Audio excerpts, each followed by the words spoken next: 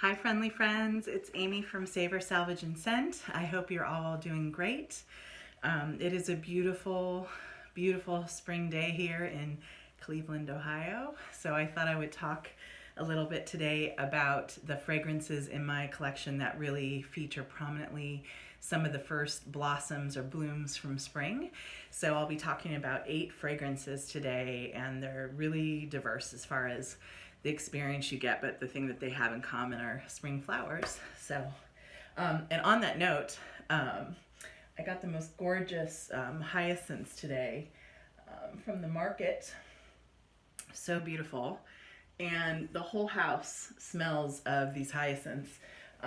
Strangely enough, none of the fragrances that I feature today are really prominent in hyacinth, and I think that's because, I'll talk a little bit about this later, but some spring flowers are not easily duplicated, and I find when scents have hyacinth in them, they just don't come close to the real thing. It's just so beautiful, and I find the chemical interpretation just to be really, really sharp. But many other blooms to talk about today. So first on the list is Cabotine by Grès, and in my last video I talked about Cabochard by Grès that was created in 1959. This was created in 1990, and the nose, Jean-Claude Delville, was asked to create a younger version of Cabochard. Cabochard means headstrong, and he was asked to create like a more youthful version, and I think he's really done it. So like Cabochard, this has an herbal quality, but what it really is known to feature is it's the first scent to feature ginger lily, which is a lily apparently that only blooms in the Himalayas for a few weeks in the spring. And it's just got this, I mean, it does have like a gingery quality, and the scent also has an herbal quality. So it has I would say just, it really does feel like spring, very uplifting, herbal. And it's interesting, the nose also created a few other scents that I find to be just like fantastically spring or atmospheric, and one is Clinique's Happy. Whether you love the scent or not, I think it's incredible when a perfumer can create a feeling in a bottle. So I think he's really successful in doing that. He also has designed some scents for House of Caron, and he's also he's known to be the creator of Jo Malone's Orange Blossom scent, which is a gorgeous scent too, and also very uplifting and happy. So Cabotine by Grès. Also, this is dirt cheap. $10 this bottle will cost you. You can find it at discount stores, and just a beautiful, beautiful scent. And yeah, did we talk about the bottle? How cute is that bottle? Look at that stopper. Oh, adorable. Okay. Next on the list are 2 scents featuring violet. The first is a flanker, or a kind of version of Gucci Flora. So flanker is kind of like a take on or a spin off of. And I think the original Gucci Flora came out in like, oh gosh, 10, 11, 12, something like that. And then this set of flankers came out in 12 featuring different flowers. And this is one called Generous Violet. I think the name's a little silly because frankly, violet is a really soft scent. It's one of the first things to bloom in my yard in the spring. The color is so beautiful, but the scent's really soft. And I think what's really cool about this scent is it features different parts of violet. So it features violet leaf, violet flower, and then the other kind of dominant notes that come out are orris root, which is the root, the powdered root of the iris, of a specific kind of iris, a sweet iris. And that the powdered root has this incredible, like powdery, soft scent. And it gives like a suede quality to things. So this is, I would say, a very soft, sophisticated scent. And orris root also is used and has been, it's one of the first things that's ever was used, I think, in perfumes. And it's also used in like ritual to make incense, temples, etc. You know, so really cool. But in this scent, it lends like a powdery quality. So a gorgeous, soft, powdery violet, Gucci Flora Generous Violet. Another violet scent that sadly has been discontinued, but perhaps you can find on the internet, is part of Laura Mercier's Gourmand line. Not sure if you can see that. But it's her violet, and this, unlike the Gucci, is total happy candied violets.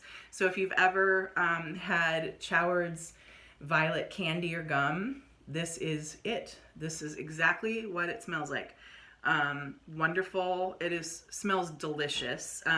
This is when I spray it and I'm like totally digging myself. Like wow, does that smell good? And it smells again kind of like candy. So I would say this is not quite as sophisticated, but it's really, really happy, lovely candy spring scent. So Laura Mercier violet. Next on the list, almost fell, is Guerlain Champs-Elysées. I hope I'm saying that right. You know, the beautiful boulevard in Paris, France. And yeah, let's talk about the bottle for a minute. So this is one of their beautiful bee bottles, and you can see the little frosted bees all over. This retails, gosh, I think for about 100 or 150 in Guerlain. I actually went to their shop on Champs-Elysées, but I got this, I believe, online somewhere between $30 and $40.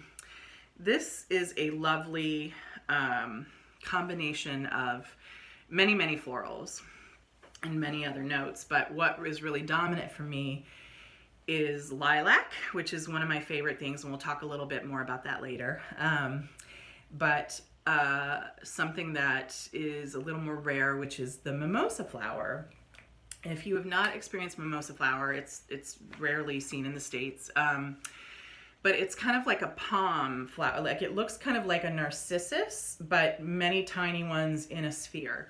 And it's a yellow floral, and it's grown kind of like in Pacific region, Australia, and then in the magical place called Grasse, France, where apparently so many amazing things happen.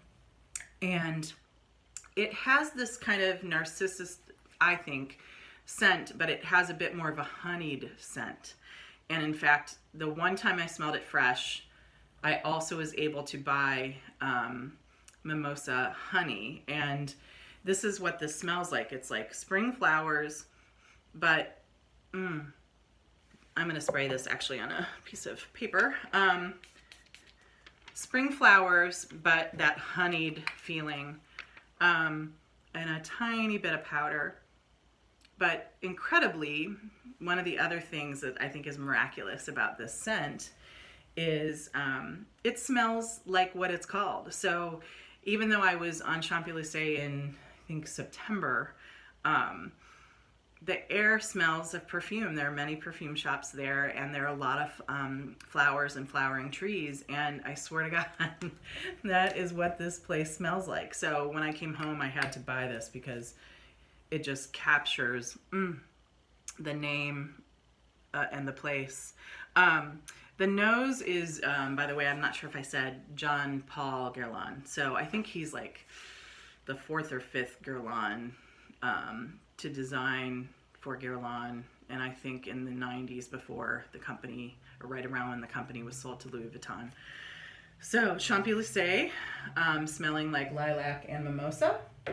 On the note of lilac, it's my favorite spring scent, and there are some flowers that are really, really hard, if not impossible, to duplicate or to distill. And for years, like 20 plus, maybe 25 years, I was looking for the perfect lilac scent, and I was shocked at like how I couldn't find many things. And then I learned that it's impossible to distill oil from lilac flower. Something happens in that process where it destroys the flower.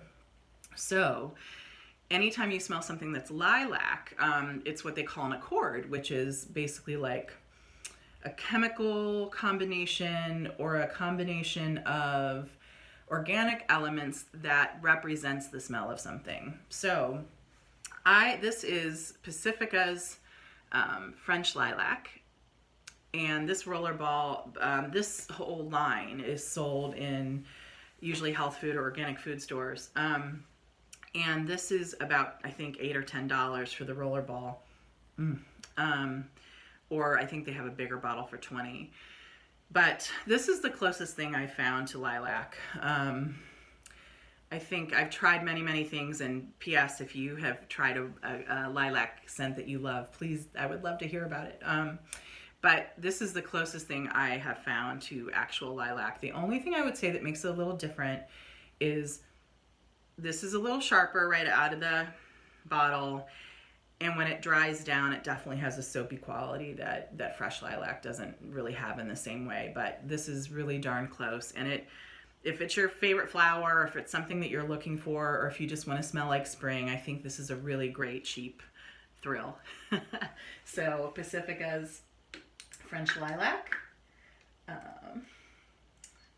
Oh boy. Okay, I'm gonna put her somewhere else. Next on the list is Yves Saint Laurent's Paris. This is a 90s perfume made by Sophia Grossman.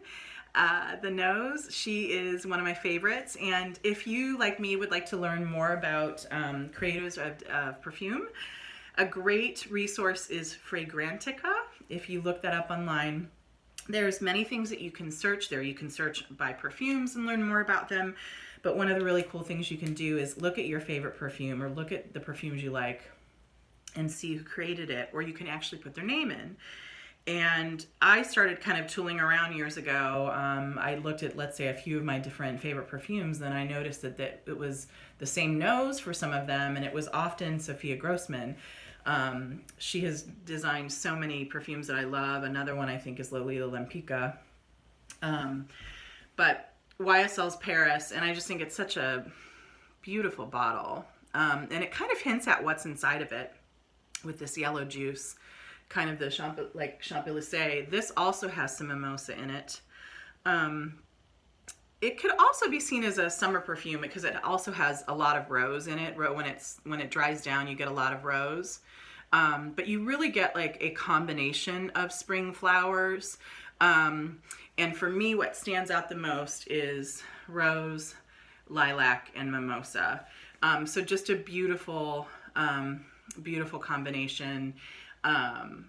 And one I think that, I just think this is one of those that, like, if you're into perfume, everybody should have in their collection. Even if it's not your favorite, it's just so, it's really good. And this, I think, runs, gosh, this is a smaller bottle, but I think this runs like 50 or 75. But again, you can find it discounted too. So YSL's Paris. Next on the list is, this is a perfume that gets a lot of hate, but I'm gonna give it love. Okay, so Kate Spade's Walk on Air. And first of all, how cute, like everything to me that she makes, how cute is that bottle? Adorable. I think this is an amazingly successful perfume because, again, it captures a feeling. And Walk on Air to me is like a perfect description for it. This, I'm gonna spray this one. This has what people call an ozonic quality. And often when people talk about an ozonic note or quality, it's referring to something aquatic. But in this case, I think Walk on Air has an ozonic quality as in water in the air, so I'm gonna just read quickly some of the notes because there are a lot. But it's really dominant in Lily of the Valley.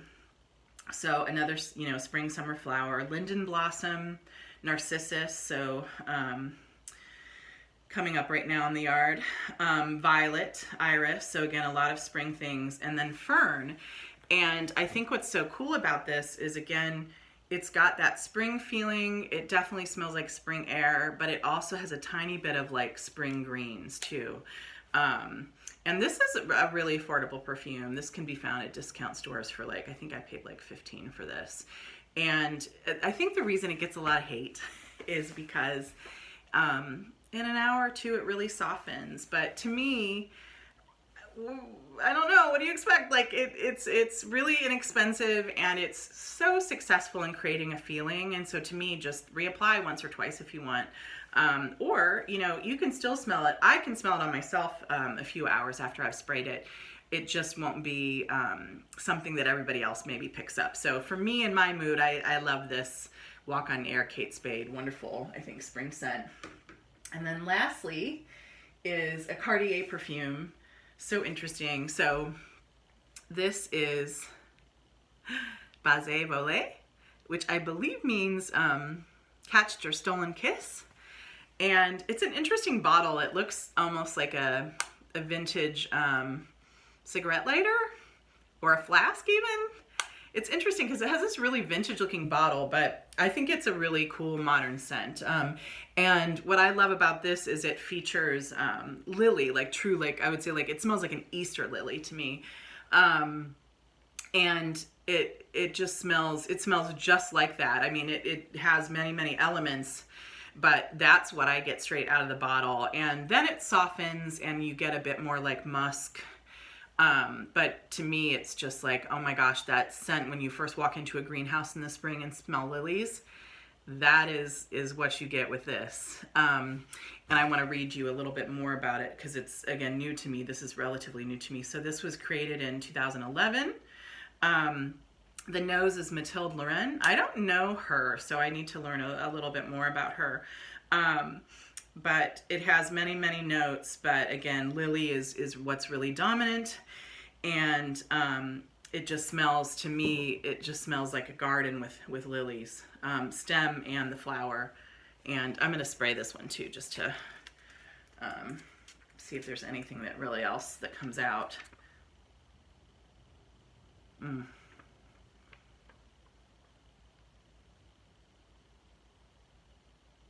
It's, you know, this is another one where I'm not sure why. This is what I love about perfume. There's just so much to learn. I'll never learn it all.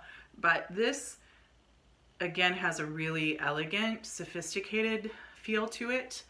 And I think it's interesting. I love both perfumes that stay the same during the course of when you wear it. Let's say like you basically get the same thing hour 1 as you do hour 5.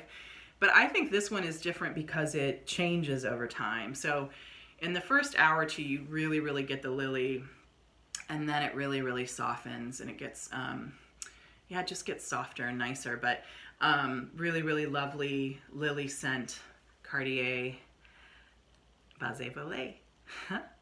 And this is, I think, originally very expensive, but again, you can find this really affordably. Like, I think I got this on a discount site for like, I think I paid about 20 or 25, and there's many different renditions of this beautiful bottle.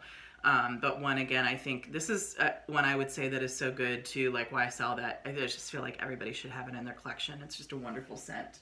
So tell me a little bit more about your favorite spring scents. Do you have a favorite spring perfume or something that you think highlights a spring element? I would also love to know what's blooming in your yard right now. In my yard, I have some daffodils, some violets, and I can't wait. The lilac is soon to bloom, probably in about a week or two. I just have a little one. You can't even really cut it. So, P.S. Always looking for a lilac source. So share with me what you're looking for. Thanks so much. Have a great day and talk soon. Bye.